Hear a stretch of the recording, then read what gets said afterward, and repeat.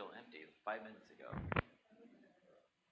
But I did shut off a couple of those lights in the back, so it's easier for me to see that back screen. If you need another light on, I guess I could turn that second to the last one on. That's what I was thinking. Force them this way. We'll slowly start taking out pews back there.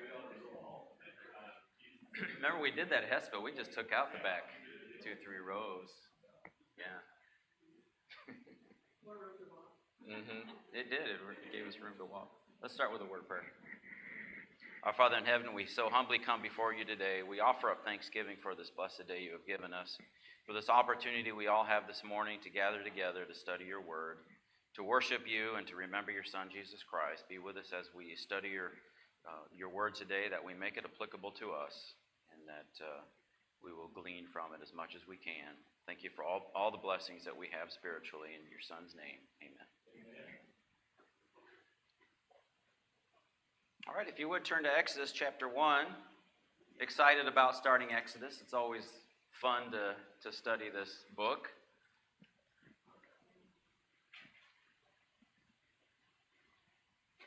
And I was trying to print off my sheets here, and I printed off 2 of the same one. So I actually don't have the first one. So I'll be just as surprised what comes up there as you will. Yeah, you try and plan. So let's go over to Exodus chapter 1. So where did we left off in Genesis? It just picks right up. Where did we leave off in Genesis? Dave. We left off with Joseph giving the blessing, and all the sons had got what Joseph spoke from. Yeah. And then Joseph passed later at that chapter, and then Pharaoh rose up after that. Yeah. So the blessings get given out, and what happens to the Pharaoh underneath that promoted Joseph? He died. Have you guys ever heard of the term Hyksos pharaohs? Hyksos kings? You have? Did you? What did you discover with that? Well, the Egyptians really didn't put that known, because they were invaders from Supposedly the north that came and conquered them, Right. and then ruled them. Right. They discovered that there are certain time periods in the Egyptian history that are just blank. And there was these called Hyksos kings. Basically, they were other nations that came in and conquered Egypt for hundreds of years and placed their own kings. And they would actually call them Pharaoh to appease the Egyptians, and they adopt a lot of the Egyptian culture. The Ammonites were possibly one of those nations that came in and conquered Egypt for a while. Now, what do you know about Egyptians? Do they like sheep? So what was kind of different about this one that brought Joseph in and brought his family in? What did he say? He goes, I want you to also do what? Herd my sheep, which is one of the things that indicates maybe this wasn't an completely Egyptian Pharaoh. And it could be why there's not much written about. If you see that in history with a lot of nations, when it's a dark period in their history, what do? They don't write about it. They erase it. Yeah, matter of fact, if the Egyptian pharaohs come back in, they might even go back and erase anything that was written about these Hyksos kings. So you just don't see a lot about it, but there's a theory that possibly this king that promoted Joseph was maybe not an Egyptian pharaoh, but one of these Hyksos pharaohs, one of these that adopted some of the Egyptian culture, but kind of indicate maybe why he was a shepherd, why he had flocks, and why he was so willing to let these non-Egyptians in. So it's just a theory, because there's, again, no records of them. And then so when he's gone, then the Egyptian pharaohs come in. What would be their attitude toward these outsiders? It wouldn't be good, would it?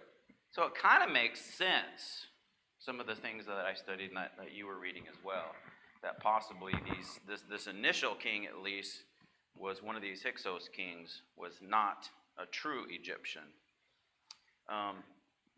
But anyways, let's go to Exodus chapter 1. Keep that in mind as we're studying this. It's a possibility. It's a theory.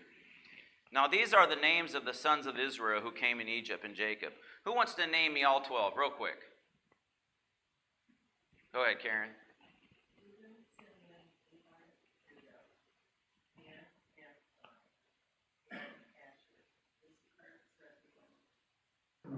Good. Good. Now, I memorized them by I just... memorized them by just doing all of Leah's first. Reuben, Simeon, Levi, Judah, Issachar, Zebulun. And then Dan, Naphtali, Gad, and Asher. And then Joseph, Benjamin. Just makes it easier for me but of course, chronologically, you separate Issachar and Zebulun in there a little bit. That's probably how you memorized it. So we get to the point now where this whole family dies off. Kind of sad part of history, isn't it? Joseph dies. Jacob dies first. Joseph dies. What did they do with Jacob's bones?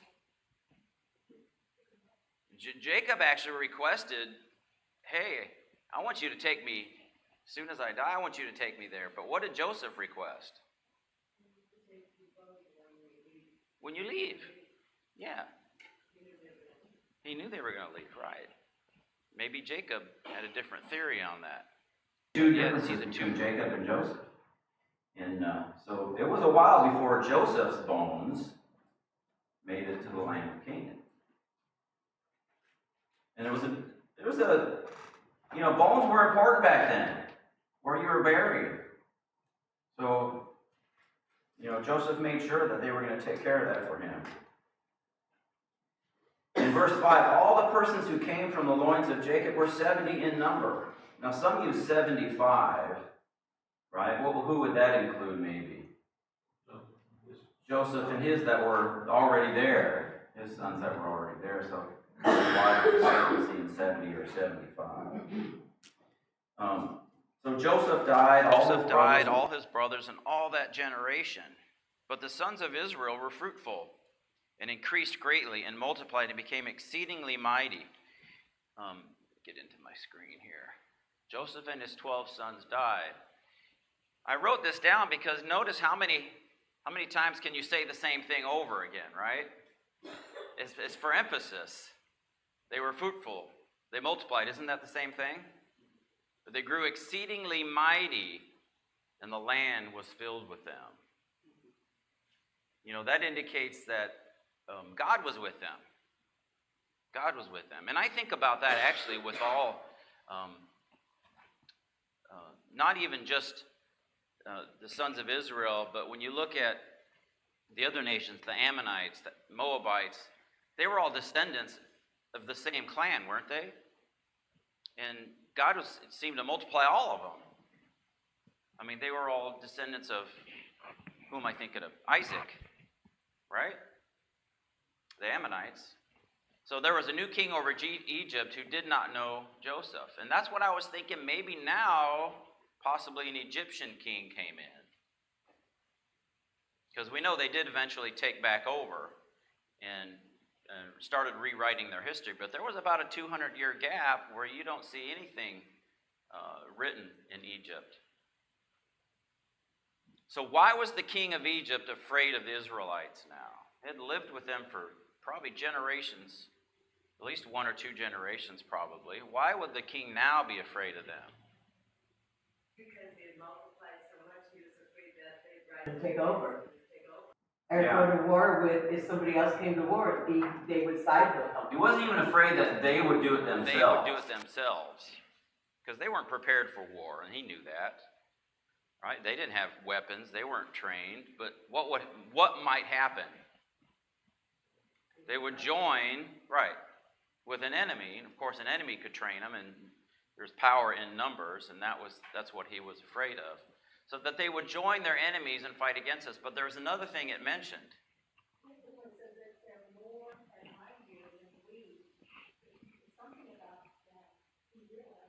They were strong. They were strong.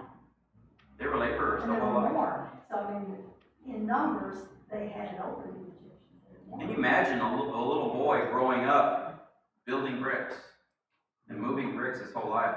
These were going to be strong men. Men. So they were just inherently mighty because they made them that way. So they not only did they build bricks, but they worked hard in the fields. They probably had to make waterways for these cities and haul water. It was rigorous work. That rigor is another word that they used. But what was the other reason Pharaoh said that he was afraid of them? He was afraid that they would what? Not only fight against us, but that they would go out of the land. Yeah. We all know our history here in the U.S. What were the slave owners afraid of? Yeah. Well, their whole system was built around, the economy was built around that. So it would disrupt their economy, wouldn't it? And so it hit them in the pocketbook. And that's what they were afraid of. So I can imagine you having all this labor, free labor, that's building you cities. You know, what would that cost? That would cost a lot of money. So yeah, it would hit them in the pocketbook that they would leave. So what two actions did the king take to thwart this growth of Israel? Let's look in verse 8. Or verse 9. He said to his people, "Behold, the people of the sons of Israel are more and mightier than we. Come, let us deal wisely with them, or else they will multiply. In the event of war, they will join with our enemies, and then they may depart. So they anointed taskmasters over them to afflict them with hard labor. And they built for Pharaoh storage cities, Pithom and Ramses." So the idea that if we force them into labor, that they would for some reason stop growing, stop becoming mighty. I don't know. Do you have any thoughts on that? They would stop producing children? Too tired, maybe? Yeah, if I just wear them out. They've been fruitful up to this point, so maybe if I hit them hard with slave labor, it'll somehow slow that down. It didn't work, though, did it? And the reason it didn't work is because God was with them. Period. No matter what he did, they were going to continue to grow in number. So he set taskmasters to afflict them, build cities, serve with rigor. And again, there's a lot of different ways to describe the same thing. So usually when you see something mentioned over and over again, it kind of emphasizes that it was pretty bad. So he set taskmasters, he built cities, to build cities, serve with rigor, make their lives bitter with hard bondage, in mortar and brick and field, and serve with rigor. So they had to build these bricks and then also work in the fields and serve with rigor. So hopefully this was going to help afflict them enough to where they would stop growing or won't be so mighty. And what was his other thing that he wanted to do?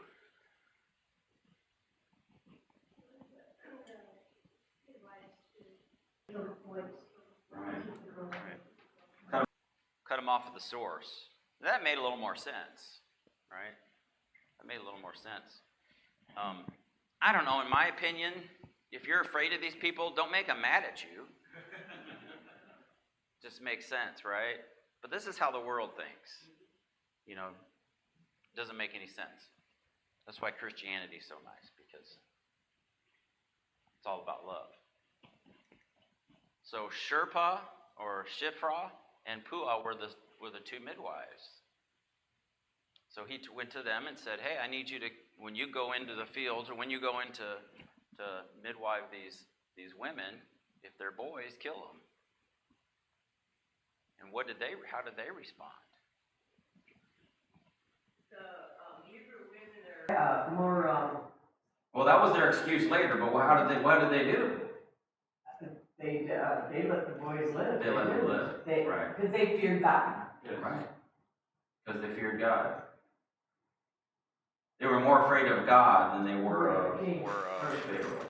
Pharaoh. Yeah. That should be a motivator for us, isn't it? In our lives, to obey God's commandment rather than man. If our government tells us to not worship, are we going to obey them? Or are we going to obey God? Hey, it happened. We can't say it didn't happen.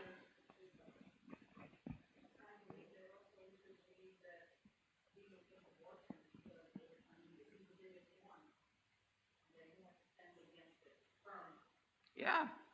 We don't talk about that enough in the church. Abortion. You know, I appreciate the Lopez's, and I've been to a couple of their events that they go to. But we should all stand up against abortion. You know, but we're afraid because we don't want to be outcasts in our society. We don't want to be picked on, and that's what they do. It's all about women's rights. Well, what about the babies that are women? They have rights too. About this, that the first, 10, 15 chapters of Exodus talks about Pharaoh, but never mentions his name. But these two women were mentioned by name because of their fear of God. That's right, from the fear of God. Well, I was thinking about that too. If Moses would have just mentioned one of the pharaohs, you know, maybe the one that promoted Joseph, maybe the one that killed the children, maybe the one that didn't want them to leave, never once mentioned them. It would have been so easy, right? There's some things God doesn't want us to know. And that's how you have to think about it. It wasn't for us to know.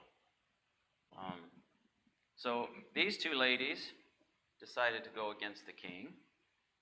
And that was their response, is they feared God. And of course, then Pharaoh asked them, "Why have you done this thing?" And how did they respond?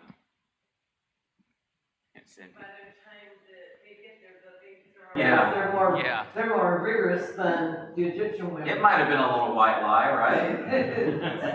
That little one, it might have happened a couple times. When we tried to get there and they had already had the baby. That happens, right? Some people have babies on the way to the hospital, in the cars. I'm sure it happened occasionally. But they were right. The Israelites were hardy. They were strong, we know that, because they were afraid of them. They were mighty, even the women. They grew up working, grew up as slaves. So they were definitely strong people. And how did God respond in verse 20 and 21? He says, so God was good to the midwives, and the people multiplied and became very mighty. So maybe even more so than they were before. So because of these two women, God multiplied the Israelites even greater because of these two women. Verse 22, I was just got stopped with the midwives. But when that didn't work, Pharaoh commanded all his people, saying, every son who is born you must cast into the Nile. So I'm thinking, he's saying, if any of you see the Hebrews with a baby boy. So it's like, you have the whole country. That's why she's hiding that baby, because anybody who sees them, baby boy. And that's why when we get into Moses, when he gets 3 months old, She says, it's getting too difficult to hide him, because it's not just the police that you're hiding from, the authorities, it's your neighbors. Even though they were separated, they were in the land of Goshen, they were still, I'm sure they intermingled and had association with, they had to go to work. What did they do with the babies? So how did God respond? In verse 20, in 21, because the midwives feared God, he established households for them. So he blessed the two midwives with, maybe they didn't have families before that. So he blessed them with households. So again, and this just kind of shows how important women have been throughout history, even here. If it weren't for them, he could have succeeded in squashing the Israelites right here and right now. So how did Pharaoh respond? What was now his response going to be? You kind of already hit it on it. Now everybody's going to kill the babies. Well, we'll read even Matthew 2, verse 16. Who else did that? Herod. I wonder where he got that from. Think he knew this story? I'm afraid of this Jesus king that's coming up. So I'm going to have they figured he was at least 2 years or under, so I'm going to kill all the baby boys, 2 years and under. I mean, we glance over that, but how horrific. How horrific. Throwing children in the Nile just to drown them. And that happened. Didn't happen to Moses, but it happened to everyone else's babies. And same with Herod. How horrific. We just glance over it. But it goes right along with abortion, doesn't it? It's horrific. Mutilating children, killing children. And one day these people will answer for it.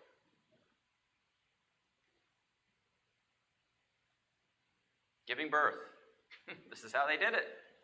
Birthing stools. Remember, did you read that? They don't have beds. They had birthing stools. That way they can do it and move on, right? Go back to work. No, this was just a method. Here's a description. Here's a depiction of one. They'd have little handles to hold on to. Interesting how culture changes. Sometimes I think some of this old stuff is more natural.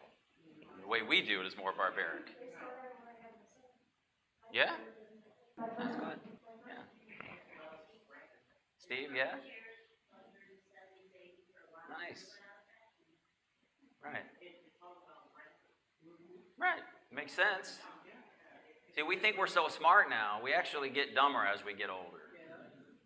Our society gets worse with stuff like this.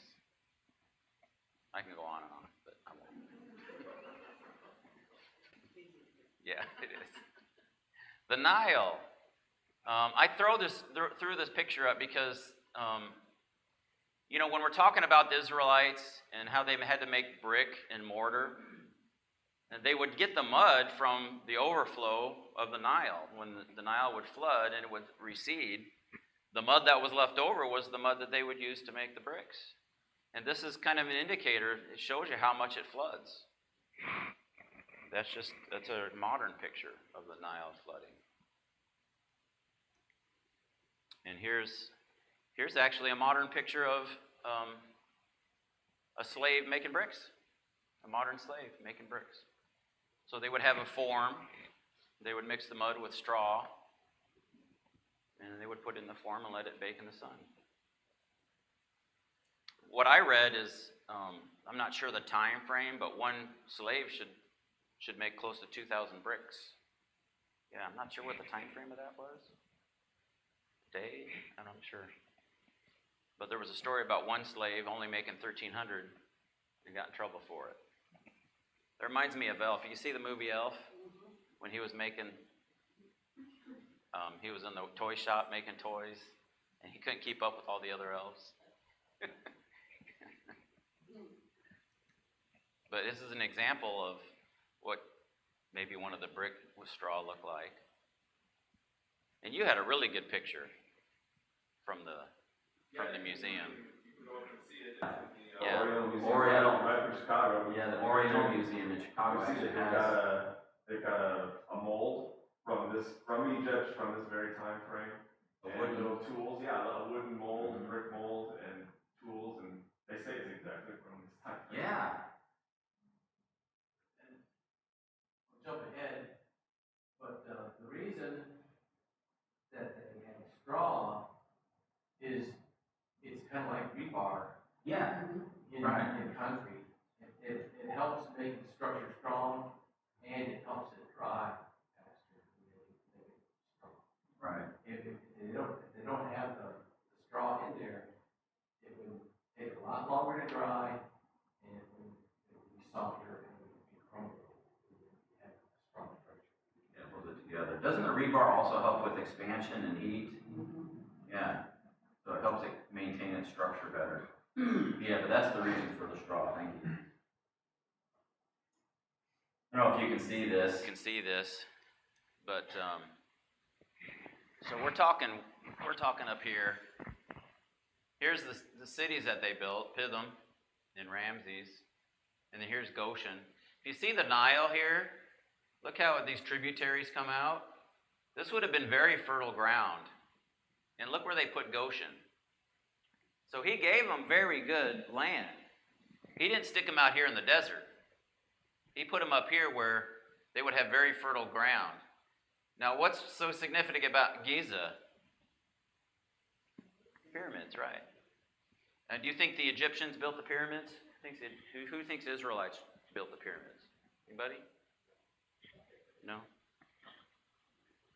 I mean, a lot of people guess that because, but it doesn't say that because they were building cities and working in the fields. So here's kind of a time frame. If you look at the 430 years of the Israelites being in Egypt, 400 years, basically 430 years from 1876 to 1446. And if you look at the pyramids, 2100 down to 2700, this is almost 1,000 years before the Israelites were enslaved that we see some of these pyramids being built. So think about the Israelites when they were there, they would have seen these pyramids. They would have been there already almost 1,000 years. So that's how old they are. We think of the Israelites being old and being slaves, that's a long time ago, but these pyramids were even older. So again, this goes from 2700 to 2100, and we see 1876 down to 1446. So that's about 1,500 years before Christ when they were released.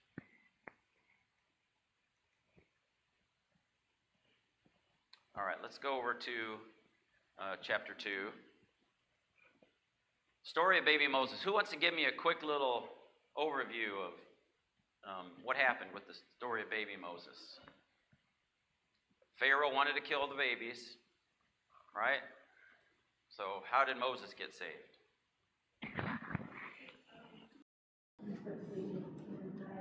Yeah, so she made an ark out of bulrushes or papyrus, and she pitched it, right? And that term for the boat she used is the same word that they used for the Noah's Ark, right? So it was able to float. And then what did she do with it? Did she put it in the river to float, or did she put it in the reeds? Yeah, it says she put it in the reeds, so it's not like the baby would have floated down the river and like, oh, bye. No, that one didn't work.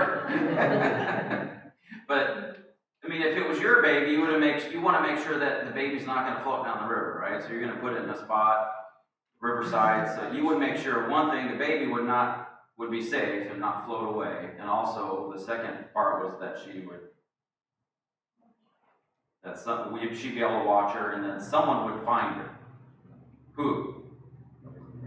Pharaoh's daughter. So it was a specific position, wasn't it?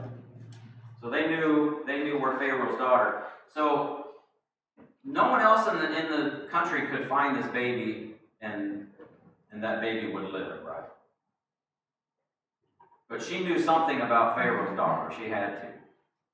Now, these pharaohs probably had a lot of daughters.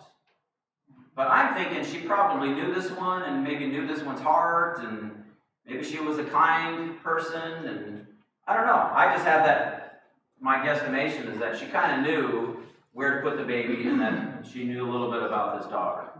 Also, I think she trusted God to send to her children. Right. That's a good point. It's possible that Pharaoh's daughter didn't have any children of her own. Yeah. And that always makes Yeah. somebody more, Yeah. a woman, more Uh-huh. susceptible to a baby. Right. So Amram and Jochebed were Moses' parents. Amram. Okay? This is Moses' dad. Okay? Do you guys know who Moses' great-grandfather is? Who's Moses' great-grandfather? Levi. 4 generations. We're not talking about a lot of time here. 4 generations. Amram. So Levi would have been Amram's grandpa. So think about your grandpa. That was Amram to Levi. So a lot of people think, I don't know if you studied this, but a lot of people suppose that maybe this 4 generations wasn't quite 430 years. How can you have 4 generations expand 430 years?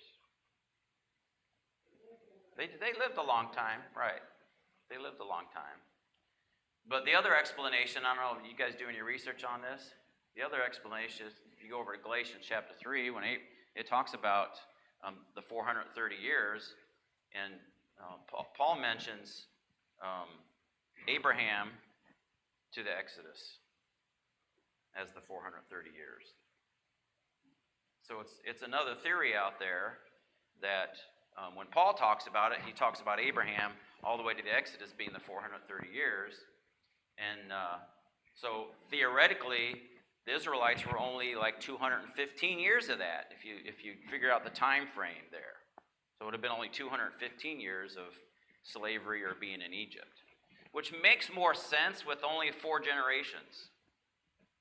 So it's just another, there's 2 arguments there, and you can go back and forth all day long. Didn't the men wait longer in life before they actually married too? Yeah. Well, what are our generations? 20 years? Usually say. And even if you say like average a 50-year generation. Now again, they didn't live as long as people before them. So even if you give them a 50 generation, that would be 200 some years, 50 to 60 year generations. Because how old was Moses, when he left Israel? 40. When he came back, he was 80. So he was only 40 when he left. And he started having kids at probably 40s when he got married. So 40, 50-year generations. Even if you averaged out the older generations that lived the longer lives with the younger ones, you'd still come up to that same number. So even though there's a drastic year difference of what they live, the average would still come out to what you're talking about. Right, because they had started having kids at about that age. Yeah. I think they did have kids a little later than we do. And Aaron and Miriam were siblings, so they were already born, weren't they? Who's the older? Aaron. And Miriam, how was she involved in this? Cindy? Well, I think she's the one that was following the baby. Right. She was the lookout. She was the one watching. I mean, if I'm Jochebed and I want someone to watch my baby, I'm gonna pick the best person for the job, and that's baby sister, big sister. Gonna make sure that baby's taken care of. Yeah, I would imagine that with Pharaoh's daughter, it said she bathed near the Nile, so, I mean, you had a routine going here. Yeah. She didn't stay or straight far away from where she normally did. So they kind of probably placed Moses in somewhat the area. Yeah, that's what I'm thinking, that they knew her routine, they knew she would be there, they were just crossing their fingers that she would not report the baby and kill the baby, but as, God's with them, and she had ended up adopting the baby. So, before we get to that, what does Pharaoh's daughter do? She takes the baby, she hears the baby crying, she takes the baby, she feels sorry for it, recognizes it's a Hebrew baby, but still decides to keep it. But now she needs someone to nurse the baby. And what does Miriam say? I know somebody. So this worked out pretty good. She went and got Jochebed to nurse the baby and get paid for it. What a good deal. So she got to raise her son till he was weaned, at least. And then she got to teach him about God and still teach him her ways, right? So she had best of both worlds. The baby would be taken care of, and after the baby's weaned, it would be now in the household of Pharaoh's daughter, and he'd be raised an Egyptian with all the Egyptian training. Isn't it the same thing that happened to Samuel, when he was little? Dedicated. And then he was dedicated to the Dedicated temple? to God, that's right. So Moses is now 40 years old, and he's out and he sees an Egyptian taskmaster. We've already seen those. They're put over the people. And then these big sticks, and they used to hit these Hebrews with these big sticks. So he probably sees something like this happening. And he probably waits till that Egyptian's alone and does what? Kills him. And hides the body. He didn't even think Hebrews saw him, did he? It's not like he ran up there when he was doing it and killed him in front of the Hebrews. He waited till he was alone with the Egyptians somehow. And he could do that because he was Moses. Right? They knew each other. Thought he got away with it. Buried the body. So they'd use these heavy sticks to hit the slaves.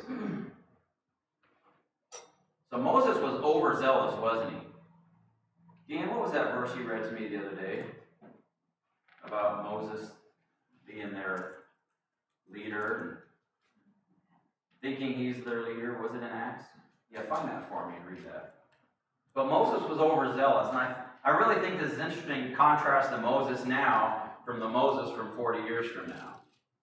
Here you have the Moses now who's ready to go, isn't he? I'm ready to rescue my people. It's not a very smart way to do it. And overzealous is not thinking it through, but he's ready to do something. Contrast 40 years from now, when God tells him to go rescue his people, what does he do? Excuse after excuse. Now I find that interesting because here you had probably a young, proud, overzealous, and then here you had a shepherd, a wise man, who's wiser than this young guy over here. And who does God rather use? God would rather use this older, wise man who's not going to be so overzealous and do things the wrong way. And that's how God uses us. That's why one reason, when we're selecting leaders for the church, you're not supposed to use a novice. You're not supposed to use someone young because sometimes they're overzealous and they don't have the wisdom and they do things they shouldn't be doing. I always found it interesting that he killed the Egyptian. He was a member of the royal court. Right. He could have just told him to stop. Yeah. Exactly. But he's also Levi. Mm-hmm. And Levi, they're anger. It runs in the family. That's pretty good. So yeah, completely wrong. Did you find that, Dee? Acts 7:25. He supposed that his brethren understood that God was granting them deliverance through him, but they did not understand. No. Yeah. So Moses, in his understanding, he thought he was the deliverer.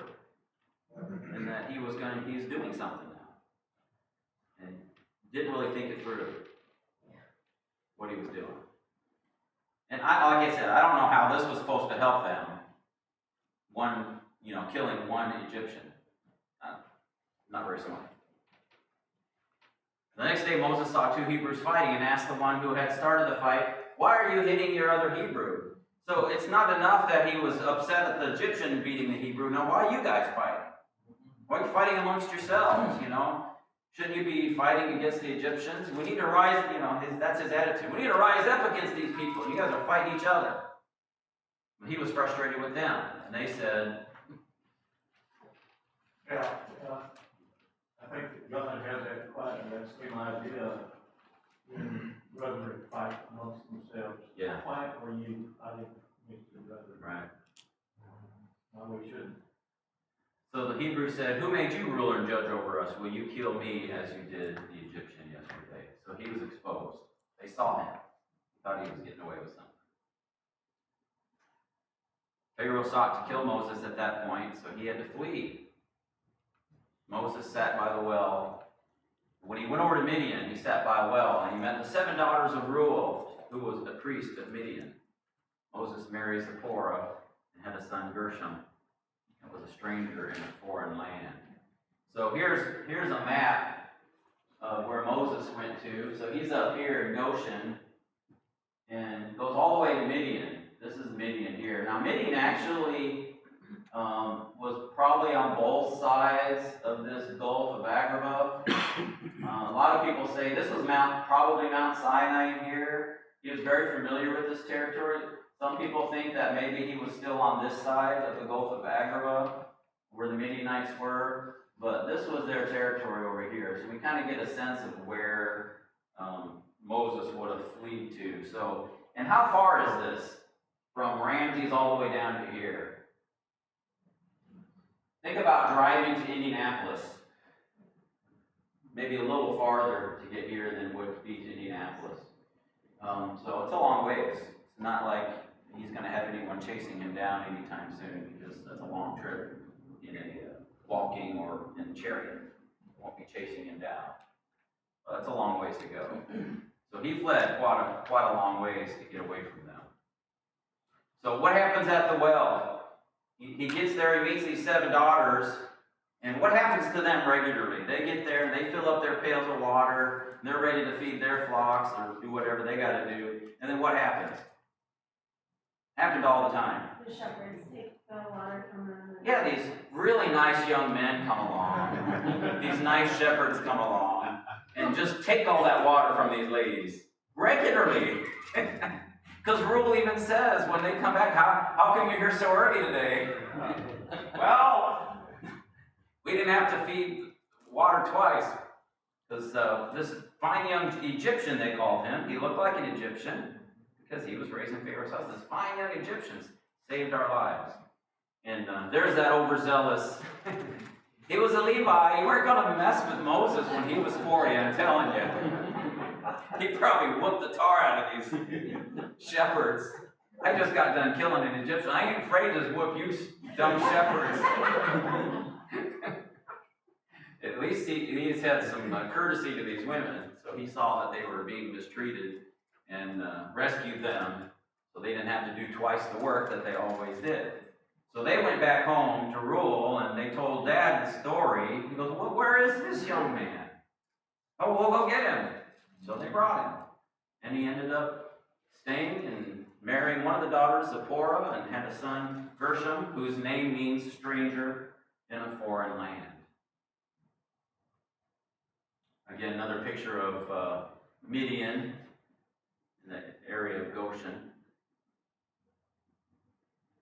So then the king of Egypt and the people of Israel groaned because of the bondage, and they cried out. So a new king, this original king that dies, that was seeking to kill Moses, and then now the Israelites cry out.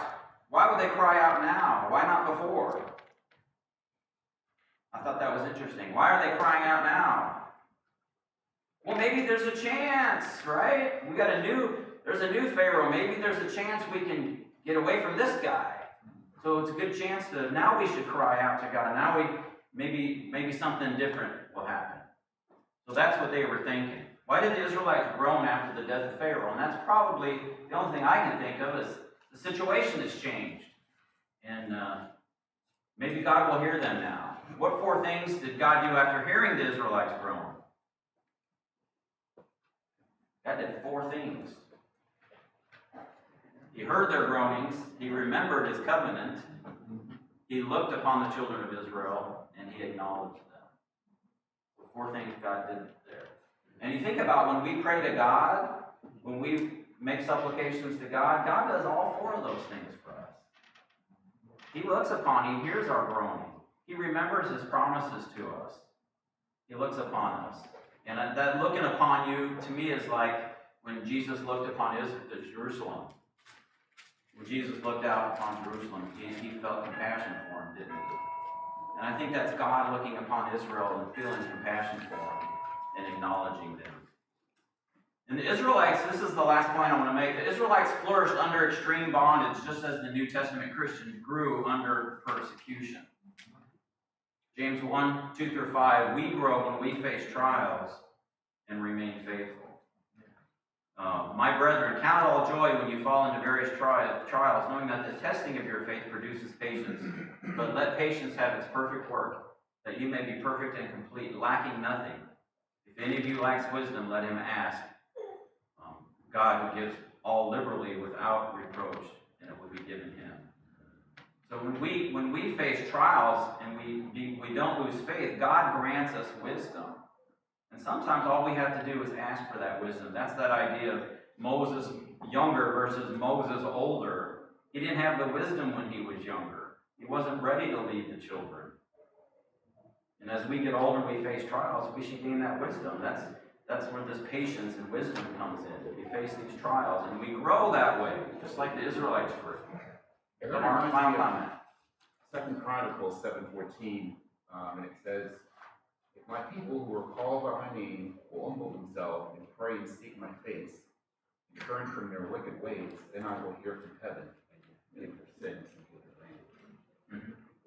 Good verse. Thank you, everyone.